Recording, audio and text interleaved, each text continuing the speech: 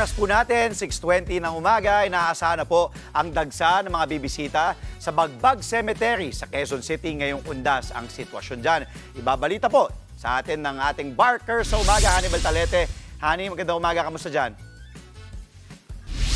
Good morning mga kapatid, good morning Andrea. Andito tayo ngayon sa Bagbag Public Cemetery dito sa may Novaliches yan sa Quezon City. Alas 6 ng umaga nang buksan sa publiko itong cemetery para doon sa mga dadalaw sa puntod ng kanilang yumaong mahal sa buhay.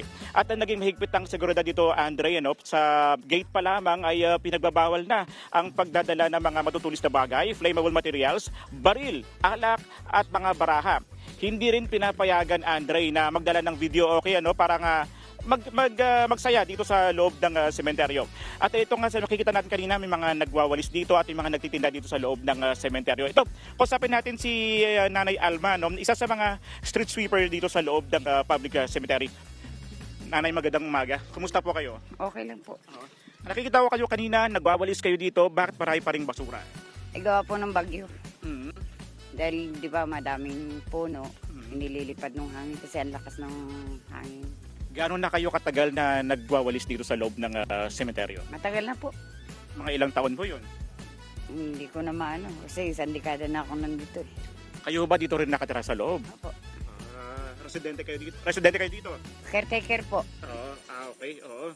So, anong plano nyo ngayon dahil maraming basura ngayon at maraming mga dadalaw sa puntod ngayon na nandito at sasabay kayo sa paglilinis? Opo. Yun po talaga ang gawain namin. Araw-araw po kami nagwawalis kasi maintenance po rin ako. Okay, maraming salamat po Nanay Alma sa inyong impormasyon. At Andre, ito nga ang sabi ng public ng pamunuan ng Bagbag Public Cemetery. Bukas ang sementeryo ngayong araw hanggang sa November 3 mula alas 6 ng umaga hanggang alas 10 ng gabi.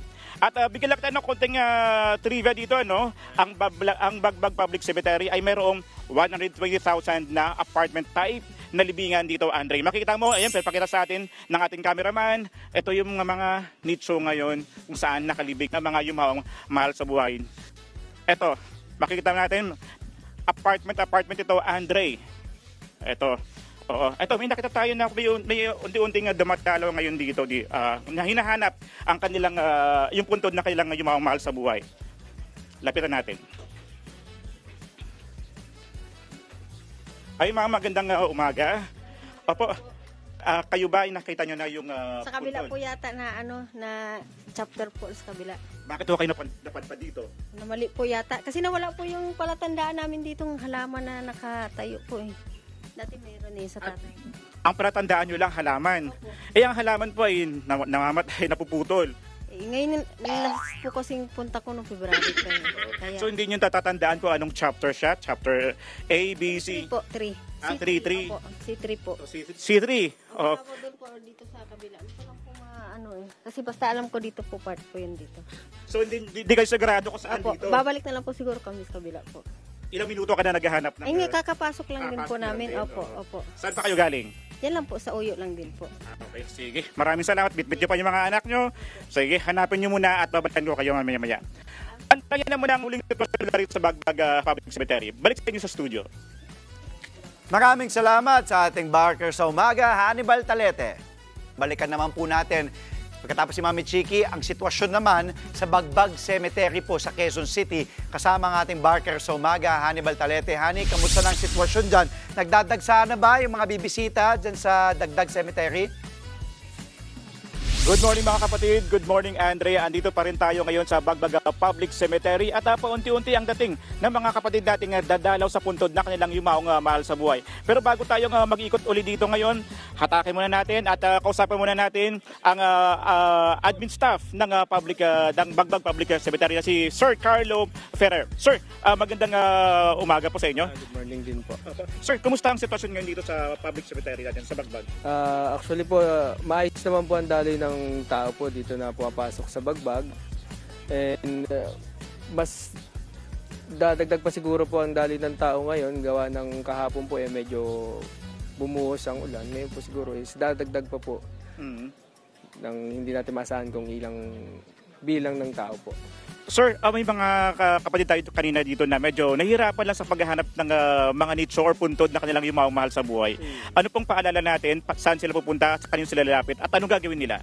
Sa mga nahihirapan pong maghanap ng kanilang mga mahal sa buhay po, mas mabuti pong lumapit po kayo mismo sa office ng Bagbag po. Ito lang naman po siya, front lang po ng gate, pagpasok, kaliwa lang po kayo.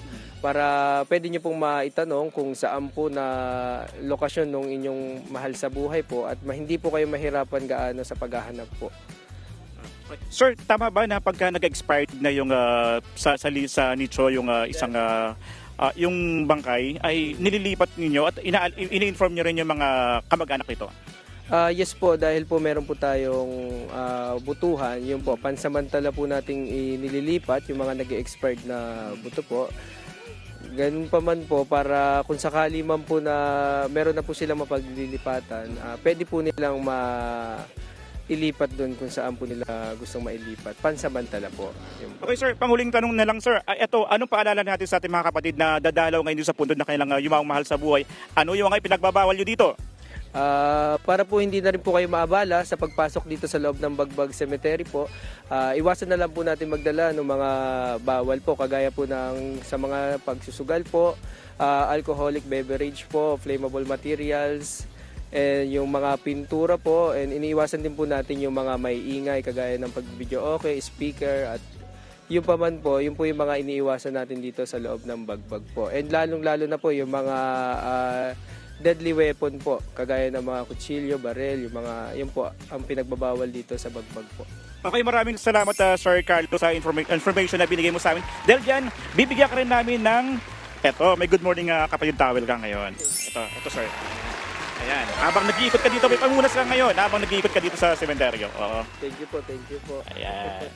Ayan, yan po si Sir Carlo Ferrer, na public administrator ng Bagbag Cemetery. Hanap pa tayo dito, ano? Yung mga nagtitinda dito ngayon. Asan na si nanay? Saan?